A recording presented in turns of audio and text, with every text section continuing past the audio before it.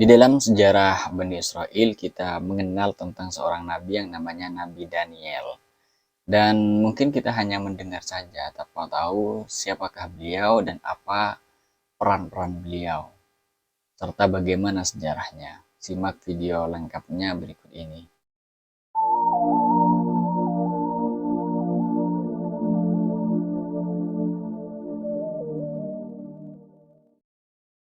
Assalamualaikum warahmatullahi wabarakatuh. Hamdan wa syukranillah wassalatu wassalamu ala rasulillah amma ba'du. Kembali lagi di channel saya, Sofiyul HS, berbagi kebaikan selama ada kesempatan. Jadi dalam video ini saya akan menerangkan tentang seorang nabi yang ditemukan di dalam sejarah. Nama beliau adalah Nabi Daniel. Di sini diterangkan bahwasanya banyak yang menyebutkan dari ahli ilmu dan lainnya, dari ahli sejarah, bahwa beliau dan Nabi Daniel adalah karena nabiyan min anbiya ibni Israel. Beliau adalah salah satu seorang nabi dari nabi-nabi Bani Israel. Dan beliau hidup di suatu zaman yang rajanya itu bernama Bakhtansir. Bakhtansir adalah orang yang merobohkan Baitul Maqdis. Kemudian orang yang juga membunuh dari keturunannya Bani Israel, serta orang yang merobohkan isi-isi dari kitab Taurat. Kemudian ada ulama yang mengatakan bahwa Nabi Daniel merupakan salah satu seorang laki-laki yang hidup pada zamannya Nabi kita, yaitu Nabi Muhammad SAW. Ini terjadi ikhtilaf antara ulama tentang siapa beliau. Ada yang mengatakan beliau itu merupakan seorang nabi dari golongan Bani Israel, juga ada yang mengatakan bahwa beliau adalah seorang yang hidup pada zamannya Nabi kita Muhammad SAW. Ada sebuah riwayat dari kitab Al-Bidayah wan Nihayah. Ada seorang yang bernama Abi Zinnat.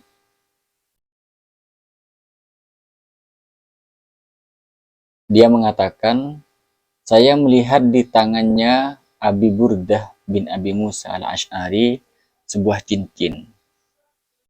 Yang dilukis di mata cincin tersebut ada dua singa, yang di antara dua singa itu ada seorang laki-laki yang sedang dijilat oleh singa tersebut. Abu Burdah mengatakan, "Hada khatamu dzalikar rajulil mayyitil ladzi za'ama ahlu hadhil baldati annahu Daniel." Ini adalah cincin dari seorang laki-laki yang mati, yang disangka oleh orang penduduk negeri ini bahwa orang ini bernama Daniel.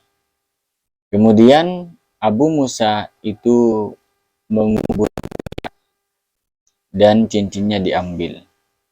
Abu Burdah bertanya kepada Abu Musa. Abu Burdah mengatakan, kemudian Abu Musa bertanya kepada ulama yang ada di desa tersebut dari lukisan yang ada di mata cincin tersebut. Maka ulamanya ini berkata, Innal malikal ladzi kana Daniel fi sultanihi. Bahwasanya yang ada di lukisan tersebut adalah seorang yang bernama Daniel. Dan datanglah seorang peneliti dan orang yang punya ilmu, lalu mereka berkata bahwa Nabi Daniel itu dilahirkan seperti ini dan seperti ini.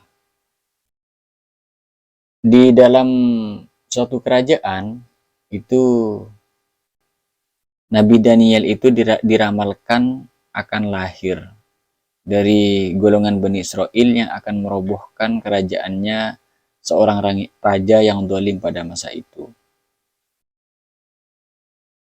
Orang yang ahli ilmu dan orang yang penafsir mimpi mengatakan kepada raja, "Innahu yuladu lailatan kada wa kada gulamun ya'muru mulkaka wa yufsiduhu." Bahwa ada seorang laki-laki yang akan lahir dari golongan Bani Israel yang akan membuat kerajaanmu itu tercela dan dia akan menghancurkan kerajaanmu. Faqala al-maliku, lalu raja ini mengatakan, wallahi la yabqa tilkal lailati ghulamun illa qataltuhu. Kemudian pada malam itu raja ini berkata, demi Tuhan, saya tidak akan membiarkan siapapun lahir pada malam itu dan saya akan membunuhnya. Hanya saja di antara orang-orang yang diperintahkan oleh raja ini mengambil satu bayi yang dibuang terhadap sarangnya singa.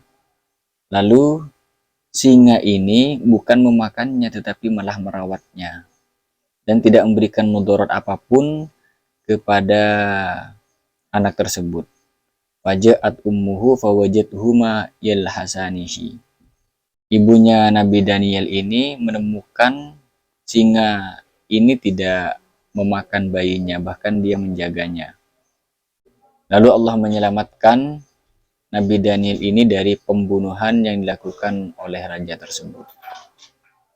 Abu Burdah melanjutkan, Abu Musa berkata, lalu ulama di situ mengatakan bahwa memang sengaja wajahnya Nabi Daniel itu dilukis bersama dengan gambarnya dua singa yang sedang menjaganya di dalam sebuah mata cincin agar supaya tidak lupa terhadap nikmat Allah yang diberikan kepada beliau. Jadi beliau di sini merupakan salah satu seorang nabi yang dijaga, menurut riwayat ini dijaga oleh Allah Subhanahu wa taala agar tidak dimakan oleh singa. Bayangkan ketika seorang bayi itu semuanya dibunuh oleh raja tersebut, ternyata masih ada seorang bayi yang dibuang ke singa dengan harapan dimakan oleh singa tersebut, tapi malah dijaga dan akhirnya ditemukan oleh ibunya. Kemudian di dalam suatu riwayat juga dikatakan, Waruwiyah an Ibn Abi Syaibah bisanadin sahihin. Ini diceritakan dari Ibn Abi Syaibah. Ketika diceritakan dari Sayyidina Anas, ketika orang Islam itu menaklukkan Tustur, maka Sayyidina Anas berkata, fawajadu rajulan anfuhu dira'un fit tabut. Dia menemukan seorang laki-laki yang hidungnya itu panjang sampai 1 dira'. Kemudian Abu Musa al-Ash'ari itu mengirimkan surat kepada Sayyidina Umar bin Khattab atas kejadian tersebut. Lalu Sayyidina Umar mengatakan, membalas surat tersebut, sesungguhnya ini adalah seorang nabi dari nabi-nabi. Dan api itu tidak akan pernah melahap terhadap nabi tersebut. Dan juga bumi tidak akan memakan nabi tersebut. Lalu Sayyidina Umar memerintahkan melalui surat untuk melihat engkau dengan sahabatmu, yakni sahabatnya Abu Musa al-Ash'ari, untuk menguburkan di dalam tempat yang tidak diketahui oleh siapapun kecuali Abu Musa al-Ash'ari dan dua sahabatnya ini. Kemudian fadhabtu ana wa Abu Musa fadfannahu. Kemudian perawi dengan Abu Musa al-Ash'ari itu berangkat untuk memendamnya, untuk menguburkannya. Jadi ini terjadi pada masanya Sayyidina Umar bin Khattab, bahwa memang benar pada masanya Sayyidina Umar itu ditemukan seorang yang hidungnya sangat panjang, yang akhirnya itu memang sengaja dirahasiakan dan diperintahkan oleh Sayyidina Umar, diketahui bahwa Nabi Daniel itu merupakan seorang nabi. Ada sebuah riwayat juga dari Dalailun Nubuwah dari Sayyidina Khalid bin Dinar dari Abil Aliyah. Setelah kita menaklukkan Tustur, kami menemukan di Baitul Malnya Hurmus ada sebuah ranjang, yang di atas ranjang tersebut ada mayat. Di dekat kepalanya itu ada sebuah mushaf. Kemudian kami mengambil mushaf tersebut, lalu kami membawanya kepada Sayyidina Umar bin Khattab. Kemudian Sayyidina Umar memanggil Sayyidina Ka'ab, lalu memerintahkan untuk menerjemahkan mushaf tersebut kepada bahasa Arab. Anah awwalu rajulin minal Arab qara'athu mislama aqra'al Qur'an hada. Ini yang dikatakan Ka'ab, saya adalah orang yang membaca mushaf ini menggunakan bahasa Arab, dan saya tidak menemukan bacaan di dalamnya kecuali sama dengan apa yang saya baca di dalam Al-Quran. Jadi memang dari ini menunjukkan bahwa mushaf yang ditulis menggunakan bahasa-bahasa dulu yang diterjemah ke bahasa Arab oleh Ka'ab ini adalah mushaf yang isinya sama dengan Al-Quran, Al-Quran yang menjelaskan bahwa memang benar beliau itu adalah seseorang yang membawa risalah. Meskipun beliau ini tidak masuk ke seorang nabi yang diutus, 25 nabi yang diutus yang disebutkan dalam Al-Quran. Kemudian Khalid ini mengatakan kepada Abil Aliyah, maka nafihi, apa yang ada dalam Al-Quran ini, apa yang ada dalam mushaf ini? Dia menjawab, siratukum wa umurukum wa dinukum wa luhunu kalamikum. Yang ada di dalam mushaf ini adalah perjalanan kalian, keadaan kalian, agama kalian, dan merdunya perkataan kalian, dan apa yang akan terjadi setelah ini. Lalu Khalid ini melanjutkan, lalu apa yang kau lakukan terhadap laki-laki tersebut? Maka Abil Aliyah mengatakan, hafarna bin nahari thalatha asyara qabran mutafarriqatan.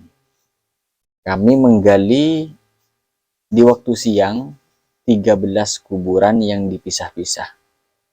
Kemudian ketika di waktu malam kami ini memendam, menguburkan dan menyamakan kuburan-kuburan tersebut supaya samar di antara manusia, di antara masyarakat tidak tahu yang mana yang kuburannya Nabi Daniel. Kemudian saya berkata, apa yang kamu inginkan dari hal tersebut? Ketika di waktu malam saya melakukan itu, langit itu seperti bergembira. Lalu mereka menurunkan hujan. Kemudian beliau melanjutkan bertanya, man kuntum tadunnuna ar-rajulah. Beliau ini bertanya kepada masyarakat, siapakah yang kalian sangka terhadap laki-laki ini? Kemudian beliau mengatakan, rajulun yuqallahu Daniel, fakultuh mudukuntum wajadtumuhu mata. Kemudian dia mengatakan dia adalah seorang laki-laki yang bernama Daniel.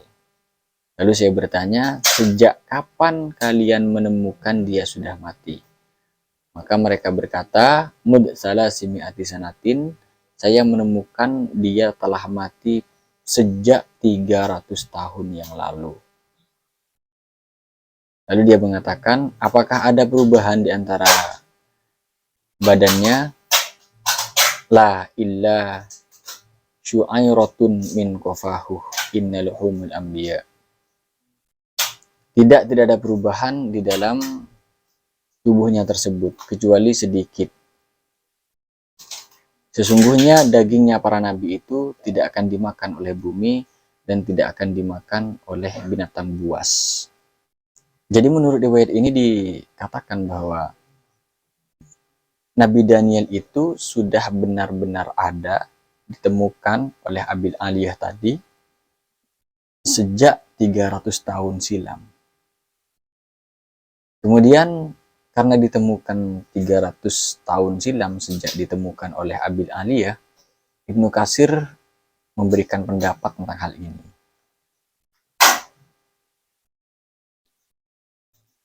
Wa hadza isnadun sahihun ila Abil Aliyah, walakin in kana tarikhu wafatihi mafudun min salasimi'ati sanatin falaysa binabiyyin. Ibnu Katsir mengatakan bahwa sanad dari Abil Aliyah ini memang kuat, memang sahih. Akan tetapi, jika sejarah kewafatan beliau itu diketahui sejak dari 300 tahun ditemukan oleh Abil Aliyah, maka beliau tidak bisa dikatakan seorang nabi. Bahkan dikatakan sebagai seorang yang soleh, laki-laki yang soleh. Karena Nabi Isa bin Maryam di antara zamannya beliau dengan zamannya Rasulullah Shallallahu Alaihi Wasallam itu sudah jelas dengan nas hadis yang diriwayatkan oleh Imam Bukhari. Ada zaman yang disebut dengan zaman fatrah. Zaman fatrah ini terjadi selama 400 tahun. Dikatakan, ada yang mengatakan 600 tahun. Jikalau hanya 300 tahun, berarti beliau ini bukan seorang nabi. Karena masuk di dalam zaman fatrah. Di antara zamannya Nabi Muhammad dengan zamannya Nabi Isa. Di dalam sebuah riwayat yang lain dikatakan bahwa sejarah wafatnya Nabi Daniel ini ditemukan 800 tahun yang lalu. Dan ini dekat dengan zamannya ketika Nabi Daniel ini mati, wafat. Inka no kaunuhu Daniel huwal mutobik lima fi nafsil amri. Jika yang dimaksud di dalam yang ditemukan Abil Aliyah ini merupakan Nabi Daniel, maka yang harus disalahkan adalah tentang 300 tahunnya. Bisa dikatakan bahwa beliau ini wafat 800 tahun yang lalu sejak ditemukannya oleh Abil Aliyah. Alasan yang jelas adalah li'anna Daniel kana qad akhadahu milkul fursih. Karena beliau ini juga mengambil kerajaan Persia. Kemudian juga diriwayatkan dengan sahih dari Abil Aliyah bahwa panjangnya hidung dari Nabi Daniel itu adalah 1 jengkal. Dan ini menunjukkan bahwa beliau itu memang orang-orang terdahulu. Kemudian dari Sayyidina Anas dengan sanad yang jayyid, itu bahwa mengatakan bahwa panjangnya itu 1 dhira. Ini dari Sayyidina Anas makin panjang lagi. Fayahtamilu ala hadza ayyakun rajulan minal anbiya'il aqdamin. Dan ini menunjukkan sudah jelas bahwa ini merupakan salah satu ciri-ciri dari Nabi yang sebelum Nabi Muhammad SAW. Kemudian dari Ibnu Taimiyah. Karena ini tidak membahas tentang sebuah keyakinan, tapi tentang sebuah persepsi, maka saya juga ambil dari Ibnu Taimiyah. Ibnu Taimiyah mengatakan, setelah ditemukannya kuburan Nabi Daniel di Tustur, Abu Musa al-Asy'ari itu memberikan surat kepada Sayyidina Umar radhiyallahu anhu. Lalu Sayyidina Umar itu membalas suratnya beliau, lalu mengatakan di dalam surat tersebut, idza kana bin nahari fahfir 13 qabran. Di siang hari kamu harus menggali 13 kuburan. Lalu di malam hari kuburlah Nabi Daniel itu di dalam satu tempat supaya tidak menjadi fitnah terhadap masyarakat. Jadi wallahu a'lam, diketahui atau tidak, ini riwayat yang ada, siapakah Nabi Daniel. Dan di dalam Bada'i'uz Zuhur itu dikatakan bahwa Nabi Daniel ini merupakan salah satu seorang nabi yang dicintai oleh raja yang sangat dolim namanya Bakhtasir. Nah, Bakhtasir ini, singkat cerita, Bakhtasir ini mencintai Nabi Daniel dan difitnah oleh orang yang benci kepada Nabi Daniel agar supaya Nabi Daniel ini dibunuh. Caranya gimana? Orang yang memfitnah ini mengatakan, Raja, sebenarnya Nabi Daniel itu sering mencaci Anda ketika malam. Dia itu sering keluar malam. Keluar malam tujuannya untuk kencing. Dan penampilannya itu sama seperti Anda. Sehingga terkesan ketika dilihat oleh masyarakat, Andalah yang kencing tiap malam. Padahal itu Nabi Daniel. Akhirnya Raja marah lalu mengatakan, kalau begitu saya akan mengambil tindakan. Tindakannya dia memanggil seseorang yang menjadi anak buahnya untuk membunuh siapapun yang keluar tengah malam yang tujuannya untuk kencing. Siapapun, meskipun dia mengatakan bahwa dia adalah Bakhtasir, rajanya sendiri. Nah, akhirnya di tengah malam, Nabi Daniel ini dijaga oleh Allah, beliau itu tidak kencing di waktu malam. Alhamdulillah. Dan yang kencing di waktu malam ternyata adalah Bakhtasir sendiri. Bakhtasir itu keluar untuk kencing dan ternyata diambil oleh anak buahnya lalu dibunuh. Bakhtasir mengatakan, kalian kok mau bunuh saya ini raja kalian. Dan mereka tidak peduli tentang hal itu karena tadi siangnya itu sudah dipesankan bahwa siapapun yang kencing di waktu malam dia harus dibunuh. Ini yang disebutkan dalam Bada'i'uz Zuhur, singkat ceritanya seperti itu. Jadi mungkin ini yang bisa saya sampaikan. Jangan lupa like dan subscribe. Wassalamualaikum warahmatullahi wabarakatuh. Salam berbagi kebaikan.